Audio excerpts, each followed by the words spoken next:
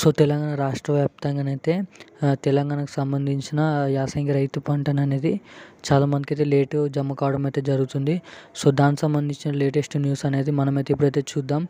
ఈరోజు అయితే ఇన్ని ఎకరాల వాళ్ళకైతే జమ అవుతుంది. 1, 2, 3, 4 ఎకరాల వాళ్ళకైతే పింఛన్ అనేది ఎవరికైతే ఇంకానైతే అకౌంట్లో పడలేవో వారికైతే శుభవార్త అయితే చెప్పవచ్చు. సో ఎన్ని జిల్లాల వరకు అయితే పూర్తి వివరాలు అనేది వీడియోలోకి అయితే తెలుసుకుందాం. ఎన్ని జిల్లాల వరకు డబ్బులు అనేది పడుతున్నాయో, సో పడని వాళ్ళు ఏం చేయాలి పూర్తి వివరాలు అనేది వీడియోలోకి అయితే తెలుసుకుందాం.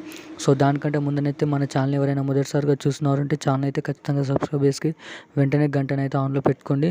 సో చాలామంది వీడియోలు చూసినా కానీ సబ్స్క్రైబ్ చేయడం లేదు, ఖచ్చితంగా అయితే సబ్స్క్రైబ్ చేయండి. సో మరిన్ని అప్డేట్స్ కోసం అయితే ఛానల్ అయితే నోటిఫికేషన్ ద్వారానైతే పొందవచ్చు. గంటనైతే ఆన్లో పెట్టుకోండి. సో ఈ బంధుమిత్రులకైతే ఇన్ఫర్మేషన్ అనేది షేర్ చేయండి. సో తెలంగాణ యాసంగి రైతు పంటకు సంబంధించిన చాలామంది అకౌంట్లలోనైతే రైతు బంధు అమౌంట్ అనేది, రైతు భరోసా కింద ఇస్తున్న రైతు బంధు అమౌంట్ అనేది పడడం అయితే జరగలేదు.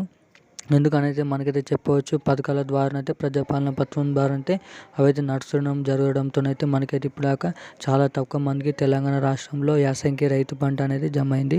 సో జమ కాని వారికి అయితే ఈరోజు అయితే రానున్న 6 గంటలలోనైతే వారికైతే 1 నుంచి 6 ఎకరాల వాళ్ళు ఎవరైతే ఉన్నారో మనకైతే అమౌంట్ అనేది 50,000 వరకు అయితే 40,000 వరకు అయితే వారి ఖాతాలోనైతే జమ చేస్తున్నామని అయితే కీలక అప్డేట్ అనేది తెలంగాణ రాష్ట్ర ప్రభుత్వం సీఎం రేవంత్ రెడ్డి గారు అయితే విడుదల అయితే చేయడం అయితే జరిగింది. జియోని అయితే జారీ చేయడం అయితే జరిగింది. సో ఇప్పుడున్న అప్డేట్ అయితే ఇది. మరిన్ని అప్డేట్స్ కోసం ఛానల్ అయితే సబ్స్క్రైబ్ చేయండి. Thank you guys.